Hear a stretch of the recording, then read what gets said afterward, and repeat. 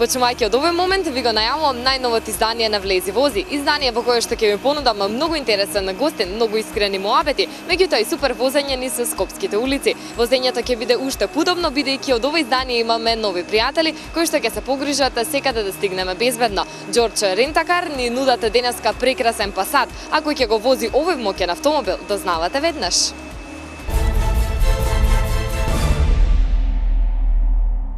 Тој е рокер во душа, меѓутоа е рокер и по музичка определба повеќе од 15 на години. Многу успешен во тоа што го прави. Многу мина ќе кажат за него дека нема влакна на јазикот и дека е многу арогантен. Меѓутоа ние денеска ќе докажеме дека е тотално спротивно, многу срдечен и многу позитивен. Тој е исто така и посветен татко, а ќе зборуваме буквално за секој аспект од неговиот живот. Денеска во Влези вози го имаме Бени Шакери. Чао, јас сум Бени Шакери, поздрав до сите ваши гледачи, благодарам што поканивте да бидам ваш гостин. Многу ми испофали. Фала ти, не е баш така, али Ќе видиме, ќе докажеме во следните 40 на минути колку долго сте вие зад воланот. Како се викате официјално со дозвола од 21 година од 95-та. Значи имате доста стаж зад воланот и сметам дека нема да имаме проблем со возењето на скопските улици. Ве нервира гужвата? Апсолутно ме нервира, ама тоа е така, ако сакаш да живееш во Скопје, мора да се помириш со тоа.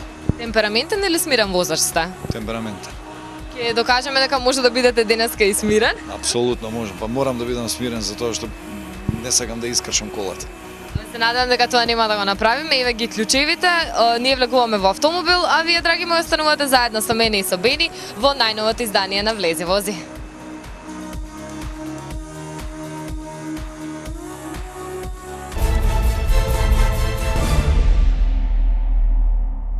Денес возиме низ Скопје, тука е централното градско подрачје, стартувавме еве од аеродром. Кажи ми, која е твојата дневна рута која што ја возиш најчесто? Ако можат камерите да забележат, ова е таа рута од аеродром Три Бисери до секој сабајле идам прво у Палас у теретана, али не идам да се билдам, пошто немам амбиции да бидам билдер, него Чисто рекреативно? Да, рекреативно со оглед на загаденоста на воздухот и додека е сега вака уште ладничко, идам таму си трчам на трака и малце онака колку да се одржавам на овие години, пошто дрога, алкохол не конзумирам, стимулативни средства исто така не конзумирам, лекарства, фала Богу, се уште не конзумирам, онда мора негде да се потрошам, така да основната рута е таа секој сабајле. Прво децата до градинка, па онда у Палас. Кога се возите со вашите дечиња, слушате повеќе детски песни или слушате нешто друго приватно? Не, они некако со детските песни не слабо стојат. Слушаат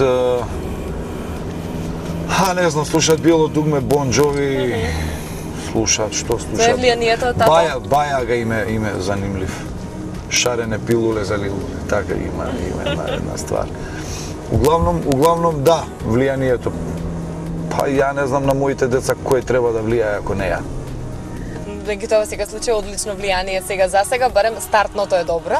Кажи ми во однос на возењето со автомобил, дали преферираш повеќе автомобил или кога ќе се затопли, можеби некое друго превозно средство?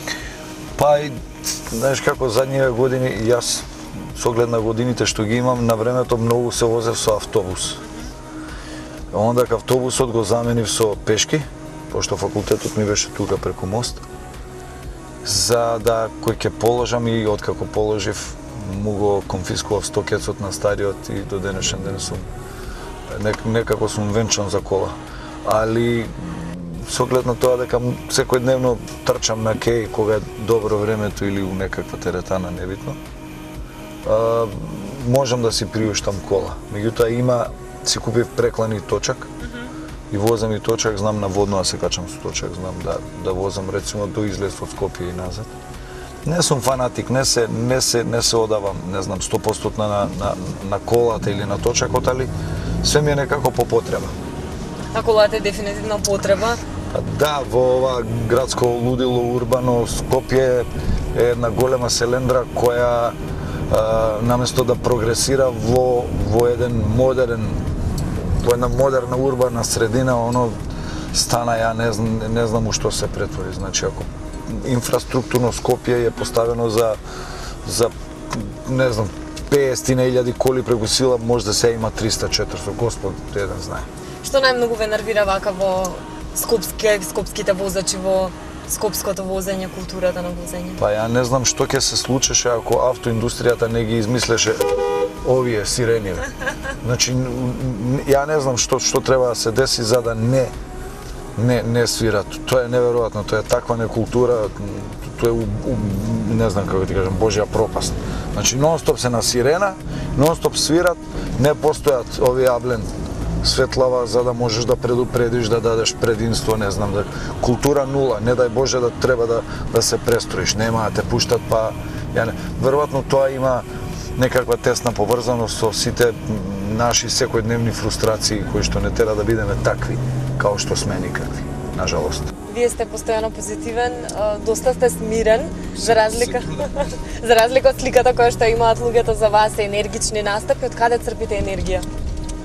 Па не знам, тоа веројатно е некаква генетска предиспозиција, а темпераментот е нешто што као карактерна особина го носиш у себе по раѓање. Сега, вака, ако ме прашаш сам да донесам заклучок, веројатно лично на мајчината страна, таа црногорската жичка ми е по темпераментна, додека речено страната на стариот, на татко ми покоен е се далеку некако посмирени, поготово татко ми беше изузетно прагматичен, смирен тип беше. Не беше темпераментен као што сум ја. Кога веќе го споменавте вашиот татко, тој беше новинар. Вие не тргнавте по неговите стапки. Па пробав 95-та Усител, видов 3-4 епизоди, онака не си се бенди со сигам каков кретен, кај сите да. Водев емисија во која што имав интервјуа направено пошто ја сакав музиката и тогаш као и сега. И увек сум ја сакал, тоа ми е единствената голема љубов мимо семејството и пријателите. Направив интервјуа со Мики Јовановски Џафер, направив интервјуа со Венко Серафимов, со Кукулеле, со дуото Коктел, со Нулта Позитив. Ги имам дома сите на трака. Али јас бев тој кој што не си се бендисав и не сум од оние типови кои што.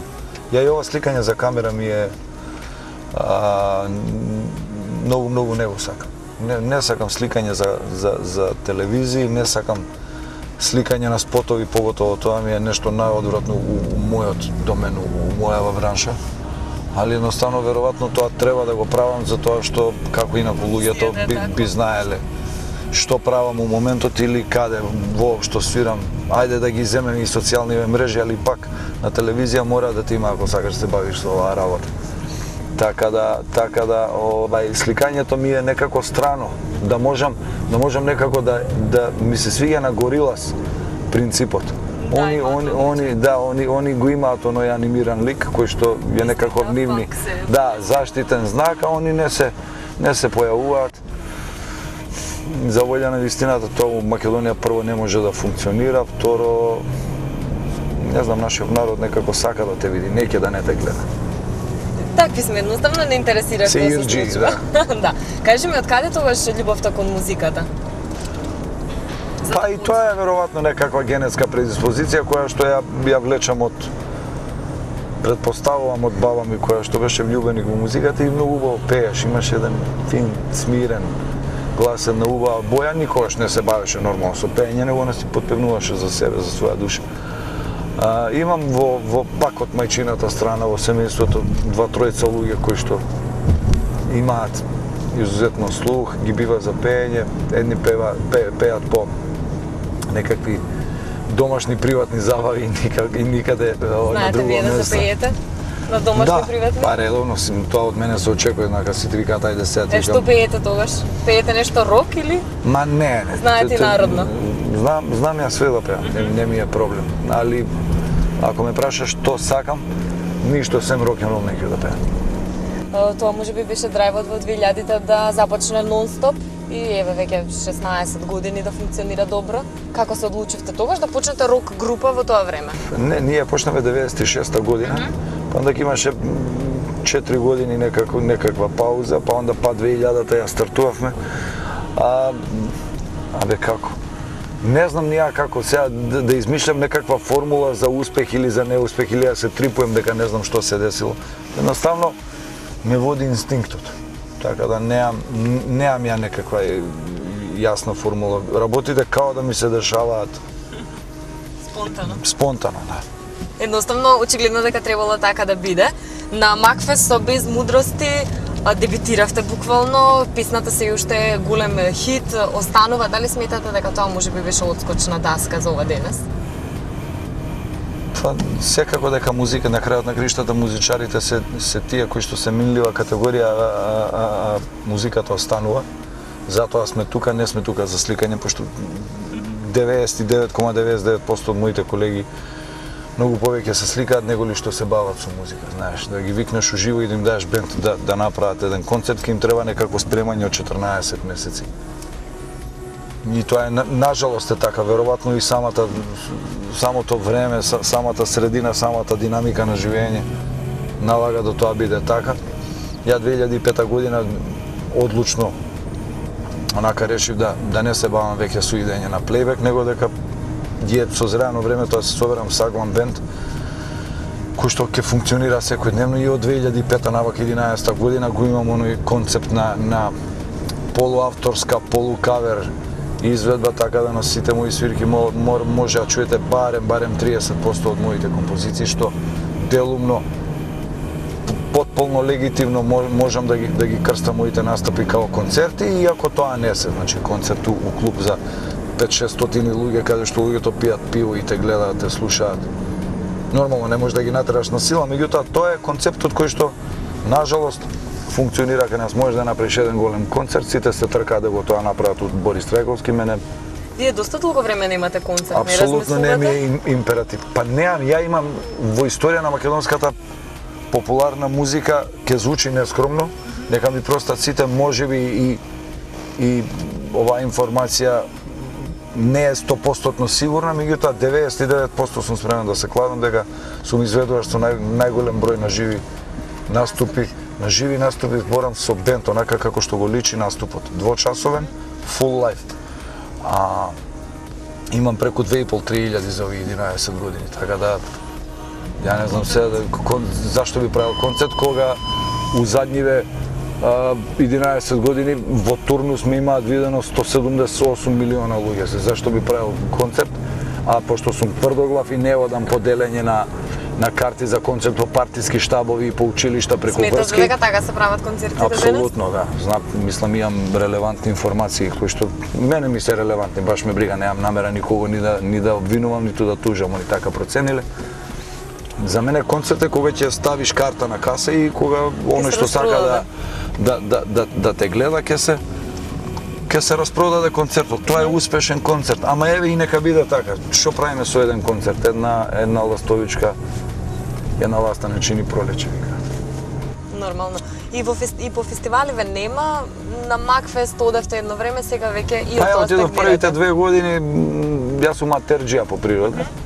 И отидов првите 2 години заатер на некои луѓе што беа таму, али после тоа сватив дека и ден денес имам и сум имал некакви понуди на фестивал, ама не сум сакал да го направам тоа, затоа што сматрам дека мене местото не ми е на фестивал. Значи јас сакам да имам бенд, да се бавам со рок-н-рол и да го правам ова што го правам. Ова го правам као некаков своевиден компромис заради бавење со музика и љубовта кон музиката и начинот на кој што јас можам да екзистирам. Сега можеш да ме замислиш мене да работам у некој бутик или работам шеф у продавница за кондор или продавач или некаков чистач некаде. Значи, ова што го работам е тоа што ја имам привилегијата Божја да го работите тоа што го работам сакате. тоа што го сакам, да. Не сте размислувале никогаш нешто друго да работите, па макар и поврзано со музика? А да не е ова? Сум работал ја и порано, сум продал на пазар, сум го пазарџија, да, сум истоварал и камиони, сум работел у дискотека на врата, сум кинел карти, не сум бил од оние жестоките момци, него сум кинел карти, пошто сум бил слаб онака. И што имам работено? Имам работено на шанки, имам работено во ресторани, имам работено и физички работи, не. Немам ја страф од работа и немам комплекс од било каква работа која што може честно да ми донесе некаков профит, за да можам сега веќе и да си прехранам фамилија, ама фала Богу што можам да си го уновчам да ја уновчам мојата гласовна способност, за која што сматрам дека сум благословен и награден од Бога. Значи дека може да се живее од музика? Па, Во Македонија, бидејќи многумина се жалат. Па се жалат затоа што не го работат ова што го работам јас, сметајќи дека тоа е тезга, дека они би биле тезгари, а сакаат да бидат звезди. Они би биле звезди со 100 динара у джеп, него ли да бидат тезгари, да имаат нон-стоп наступи, да свират своја авторска музика меѓу останатот и да зарадуваат пристојно. Не е ова ништо, ја не живеам, не знам како, неам куќа од 3000 квадрата, него живеам у 50 квадрата стан со две дечиња, ама барем не оскудевам во она, сите трошоци се подмирени, живеам сосема обично, пристојно, скромно, нема. Не гледам зашто би живеел поинаку, знаеш, мислам, не ми е приоритет у живот да се бавам со материјалната страна на живењето, него повеќе би сакал да тоа можам некако духовно да го надградам, да отидам еден чекор напред. Материјалното е нешто што денес го имаш, утре можеш да го немаш, а и не се знае, може у наредната секунда инфаркт да те фукне, не дај Боже, и да заврши целата твоја трка по тој некаков материјален, по таа некаква материјална добит. Така да, мислам дека човек треба единственото нешто што го носи заедно со себе во гроб, тоа е образот, да си однесе чист образ и да остави една добра приказна за себе, за да можат децата да се гордеат. Зборувате за вашите настапи, таму свирите авторска музика, меѓутоа на страна од авторската музика. Меѓу останатото. Да, меѓу останатото. Што е тоа другото? Што се свири, што го бара публиката? Она што публиката најмногу го сака и го препозна во Македонија, што некогаш мене на моменти знае и да ми засмета, да ми пречи, ама сега не сум ја крив, не можам да им го се трудам да делувам едукативно на публиката, да можам да им доближам нешто поразлично од она што е навикнато, ама генерално моето искуство укажува и покажува дека во Македонија најдобро проаѓа бившо југословенската музичка сцена. Како ја нарекуваат таа ју музика. Има луѓе кои што се алергични на таа музика, ја не сум уопште алергичен на таа музика, затоа што сматрам дека е тоа квалитетна музика. Имало квалитетни, високо квалитетни бендови со милионски тиражи. И кај нас само оние што се нереализирани сакаат да ја омаловажат таа музика и да го омаловажат трудот на тие автори. И секако свирим англо-саксонска музика, која што е генерално хит во светот. Не се водиме од тоа што е во моментот актуелно, туку свириме некакви класици кои што секогаш и во секое време можат да привлечат публика, да делуваат онака доста расположиво за публиката, така да ја не сакам, нема што ја сега да измислам, не знам каква математика, не знам, кој што би рекол наш народ, топла вода. Него едноставно го правиш она што проаѓа најдобро кај публиката, а што на некој начин и мене и на моите момци од бендот ми лежи, така да нема многу филозофија, мислам, чуму филозофирање. Земи тоа, пресликај го, а да тоа биде доста оригинално, затоа што на крајот на краиштата, ако пример свириш, не знам, Fly Away од Лени Кравиц, не е добро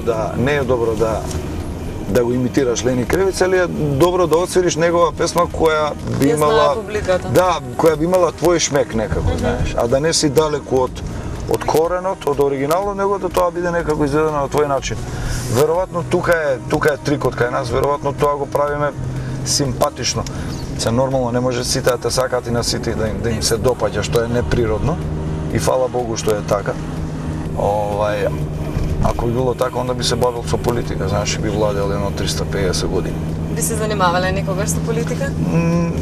Во овие наши услови, овие околности, апсолутно не, затоа што немам стомак за тоа, знаеш, треба да си расипан во тие води. Не велам дека сите се расипани, али добри 98% од политичарите се катастрофи. Тоа се луѓе без Они се имуни на човечката несреќа. Почевте да правите afterwork забави, идете исто така со бенд во живо. Да, апсолутно. Луѓето сакаат тоа да го слушаат. Како поминуваат тие забави после работа, бидејќи сега имаме паралелни забави кои што носат турбофолк музика, турбофолк звезди. Знаеш како викаат србите, имаат една добра стара поговорка, свака будала наđe своју радост. Afterwork партиите се изузетно модерни задниве години во Скопје. Свирев еден период во Дион, во градски трговски центар. Заврши таа соработка. Си останаме супер коректни со луѓето ден денес контактираме вака, али не соработуваме. Наредната сезона продолжив во Дежаву во Капитол и тие мои наступи беа изузетно атрактивни и беа доста примамливи за публиката. Се дигна една фама дека тоа е изузетно популарно. Уопште не ми е јасно зашто луѓето после работа доаѓа да се забавлjaат. И таму ја прекинавме соработката од некакви оправдани причини и сега работам во Гнездо. И сум супер задоволен за тоа што градското урбано језгро, она што е јадрото градско на урбана, би ја нарекол структура на луѓе, доаѓаат на тие наступи стално кој ќе да вика леве колку фин свет доаѓа кај тебе, што мене изузетно ми ласка, знаеш, баш ми годи што не сум синоним за селјак, знаеш, да кажат види го Опиноков сега почнал да прави таму некакви журки. Така да Afterwork партија е она што у суштина ноќниот живот во Скопје го уништи еве неколку години. Во петок зашто? Затоа што луѓето после работа искачаат до кај 10 сат кога си журкат и после може да отидат дома. Не искачаат навечер затоа што им доаѓа многу напорно, дупли трошок и така дале. Али добро, еве, не искачаат у петок навечер, искачаат денски, така да Afterworkот е сега за сега изузетно популарен. Јас сум у Гнездо секој петок од 17 до 20 часот таму. Ако некој кој што ќе го види ова и има намера да види каква е тоа катастрофа од журка, нека дојде се шалам. Одлично, вие поминувате одлично на вашите настапи со бендот. Кажи ми колку е напорно да се стигне секаде, бидејќи навистина сте пребукирани? Да ти кажам право, напорно. Напорно е кој секоја работа, али ако уживаш во работата нема што да ти е напорно, баш кога ние имаме доста сме набилдани, имаме добар тренинг, така да мислам дека уопште не е напорно. Од македонската публика каде најдобро се забавуваат вака низ Македонија? Па најбоље често сте во Прилеп, да речеме? Да, у Прилеп сум често, еве сега сум у Штип за некои точно од сега за 10 дена. Во Крушево, во Битола не сум бил одамна, практично низ цела Македонија сум, али наступот кој што мене лично ми оставил најголем впечаток и што сум си поминал најубаво, тоа е во Крушево, има едно месец и пол дена, тоа беше крај на јануар. Тоа е нешто тазе. Да, тоа е тазе, тоа беше неверојатно. Сега идеш у Крушево и си викаш Крушево, добро, мало место, доста е одсечено од цивилизација, нормално таму живеат нормално луѓе како и секаде, дали некако е малце по така. На страна од сите централни случувања. Да. И одеднаш идеш у Крушево и имаш едно 500 луѓе кои што 2 сата не спуштаат раце, пеат нон-стоп со тебе и се изузетно расположени и после тоа сат и пол време се сликаат со тебе и си викаш веројатно само уште на Битол си има десе, не знаеш.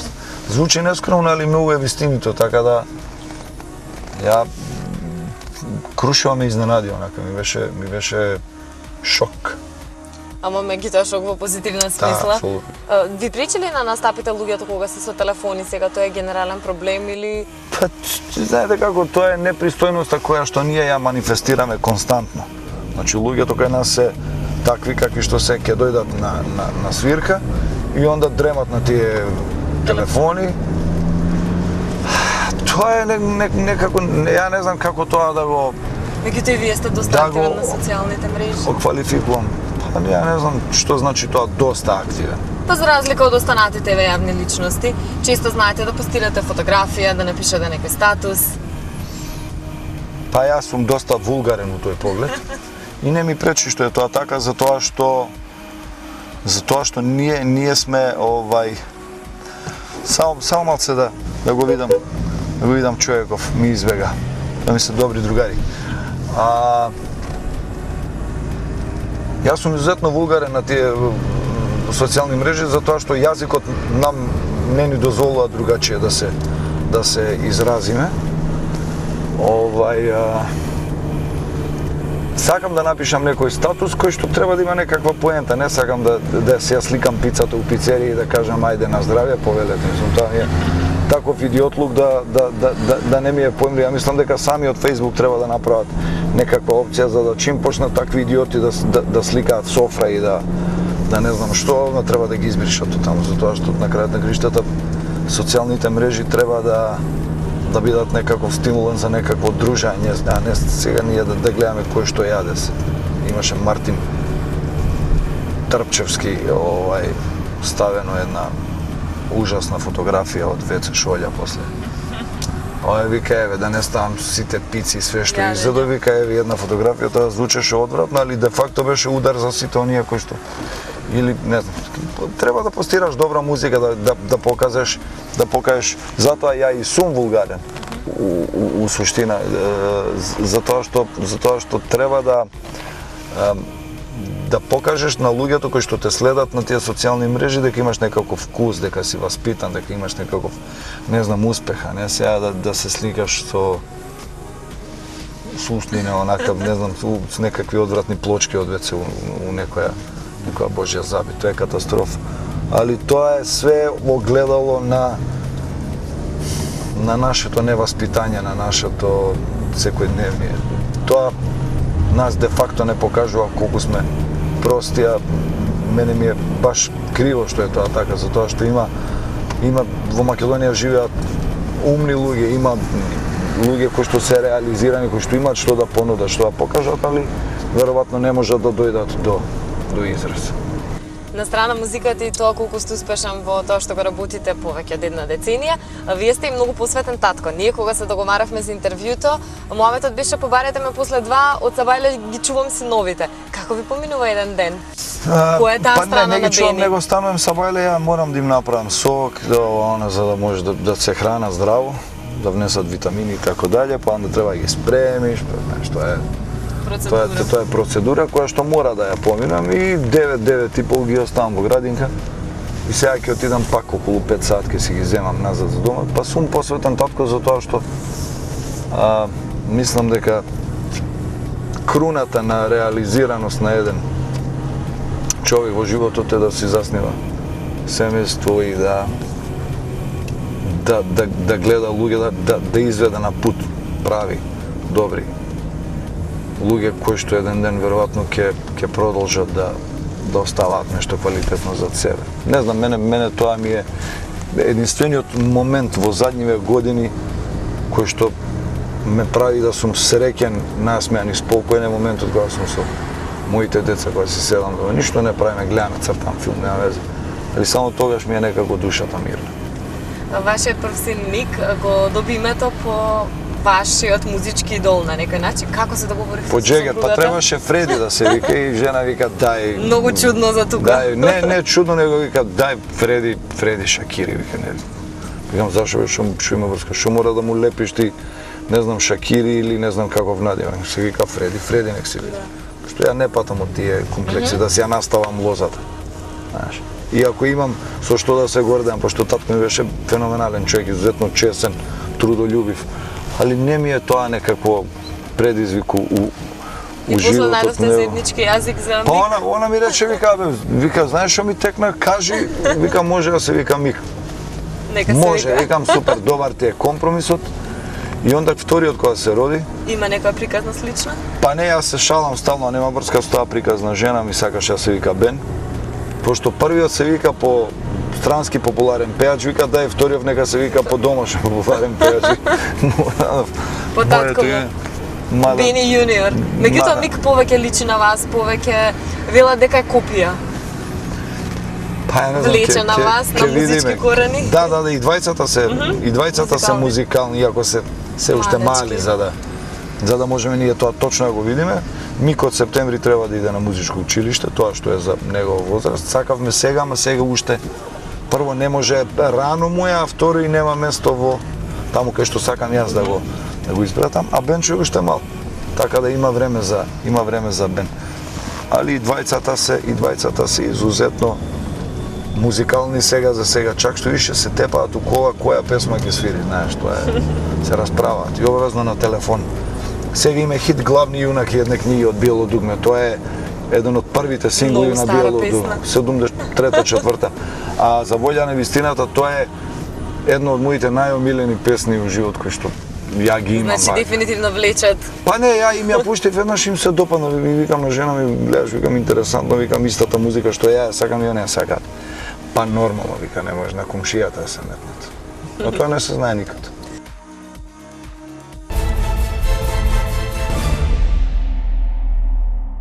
Законски зимска опрема во автомобилите треба да носите до 15 март, со тоа што треба да направите премин од зимската во пролетната сезона. Меѓутоа, што се случува со вашиот автомобил? Истиот навистина треба да го подготвите и да му овозможите целосен сервис. Сервисот направете го кај нашите пријатели од автосервисот Бушар, а доколку можеби ви е потребен акумулатор, тогаш тоа нека биде Весна од нашите пријатели Тамак.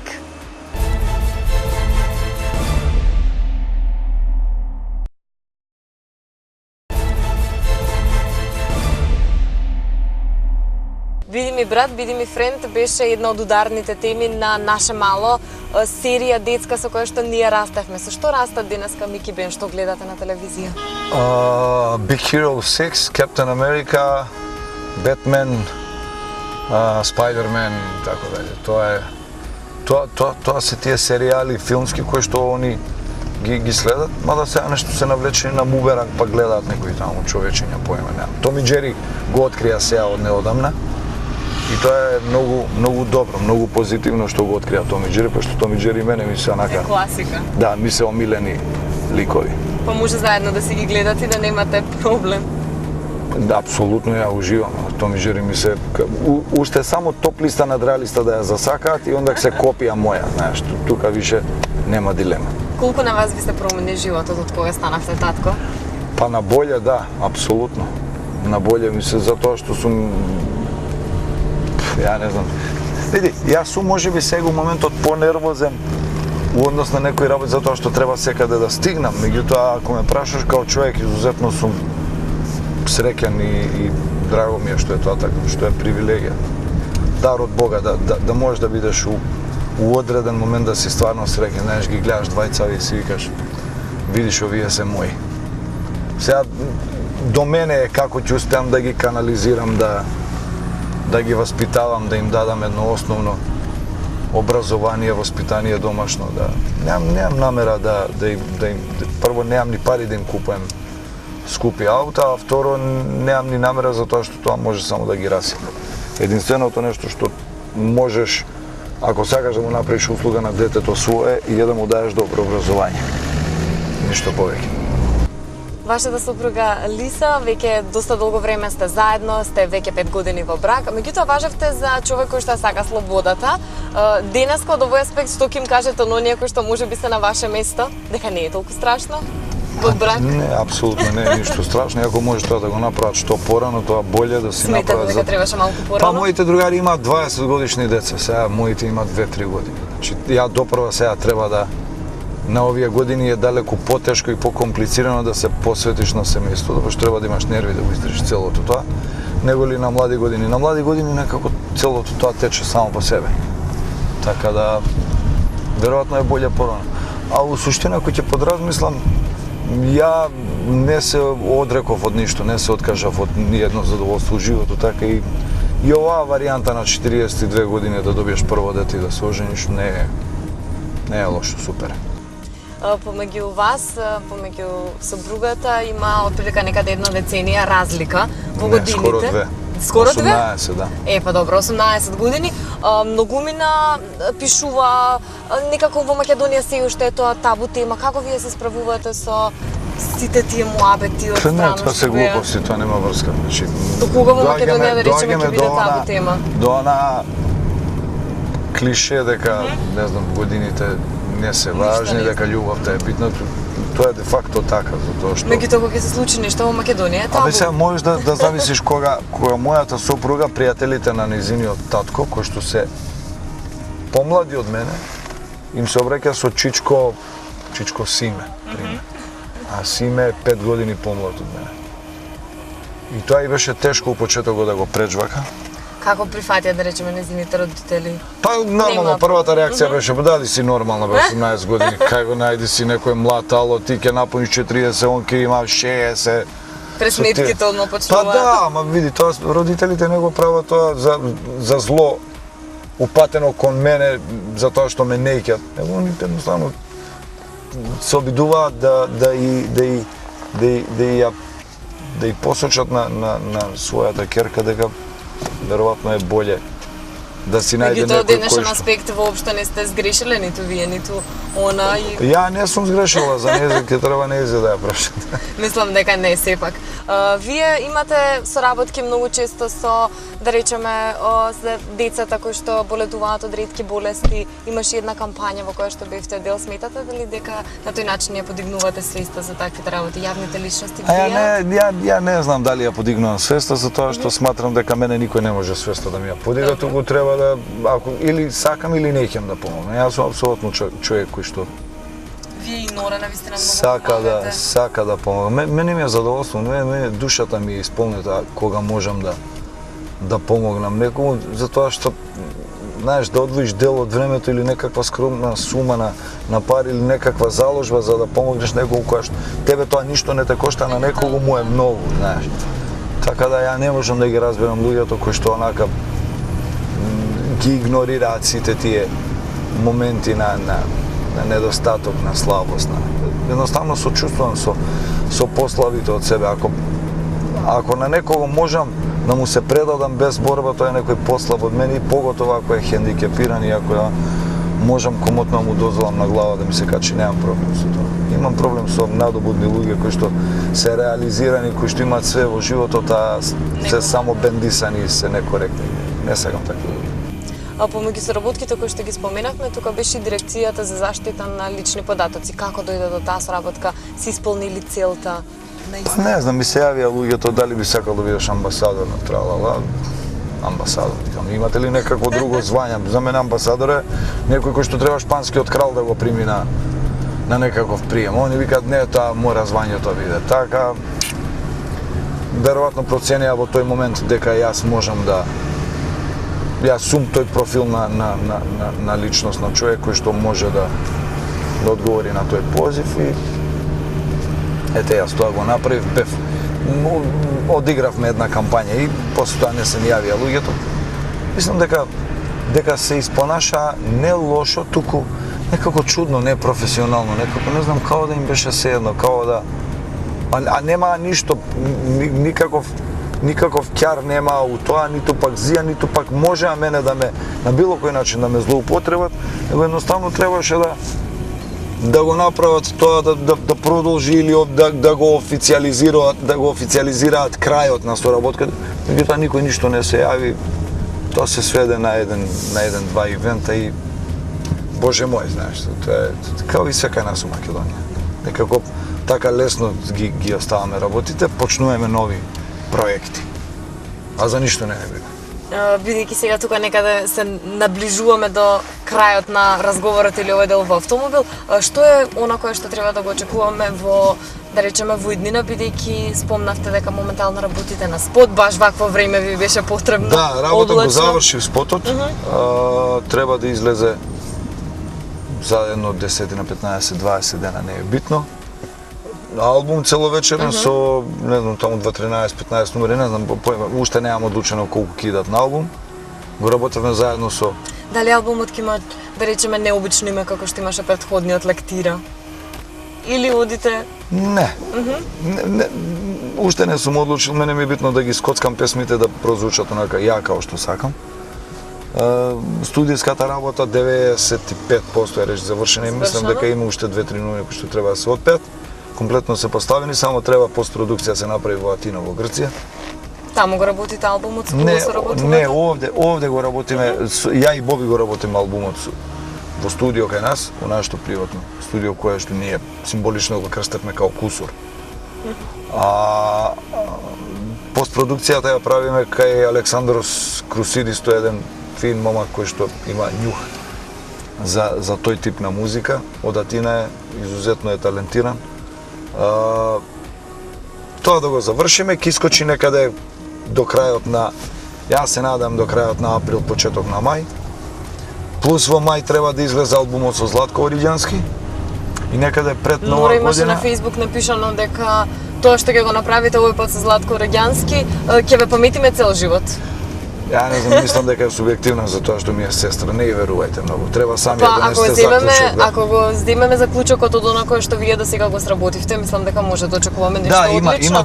има добра музика таму, има многу добра музика, Златко е изузетно способен, надарен, талентиран автор, така да со него нема утка, али нешто секогаш ја сакам тоа да го оставам на крај на публиката. Значи тоа е вториот албум и третиот треба да искочи кон крајот на годината, лектира, али на југословенската музика, као онаа што беше на македонската рок музика, оваа би била на југословенската музика. И што да ви кажам, веројатно концерти со Златко и авторски со нонстоп. Значи сепак размислувате на концерт за да Па одбележите нешто Да, или? ама тоа е набиена агенда, знаеш, тоа е Да. набиена агенда која што треба да трае многу време, бара многу труд, многу заложба, ќе видим. Да сме Може живи би здрави. за некои од новите песни планирате спотови да снимате? Да, Повеќе од еден? Да. Едниот е готов за новиот албум, треба да идат уште 2 спота, минимум од тој албум. Еден со Златко и не знам, може би ќе снимам уште еден за југословенската лектира, ама потом не сакам ништо да придодам, пошто треба многу време и многу работа тука. Тоа не е така лесно и едноставно, иако на луѓето им се чини каде вие пеете баш ви играјте. Кога почна таа соработка со Златко, многумина рекоа дека влегувате во друг жан, дека може би менувате, меѓутоа нема врска ништо Ма со нема тоа. везе, мајо, тоа се будалаштини, тоа се приказни за Вие останувате рокер. Јас сум тоа што сум, и да сакам не можам сега да се менјам на овие години. А тоа што сакам да направам музички изглед со нешто што ми е во моментот екзотично, ја не знам тоа како да го дефинирам. Едноставно, знаеш, имаш само добра и лоша музика. Исто као луѓето, имаш добри и лоши луѓе. Ја не можам да ги делам луѓето на ови или на оние. Црни, бели, жути, не знам по националност, по вера, по религија и така дале. Не. Значи имаш добри и лоши. Истото важи за музиката. Имаш добра и лоша музика. По 40 на минути стартувавме од тука, сега и тука се враќаме и да те прашам како беше возењето? Аутото е супер, да ти кажам. Супер беше возњата. Јас си поминам, окей. Онака, никад посмирено не сум возел. Навистина беше смирен, гледачите можат тоа да го забележат. Како ти се допадна новиот Пасат кој што ни го возможи од Джордж Рентакар? Супер и самата куќа, рентакар и ауто е супер и ако ви треба ауто, дојдете кај Джордж. Ти благодарам за гостувањето, ти посакувам сите планови во иднина да се исполнат и да се гледаме само за убави работи. Ала Иван, еве ти го, клучот назад. Благодарам. Тоа беше се, драги мои, а ние се гледаме за точно 7 дена во најновото издание на Влези вози.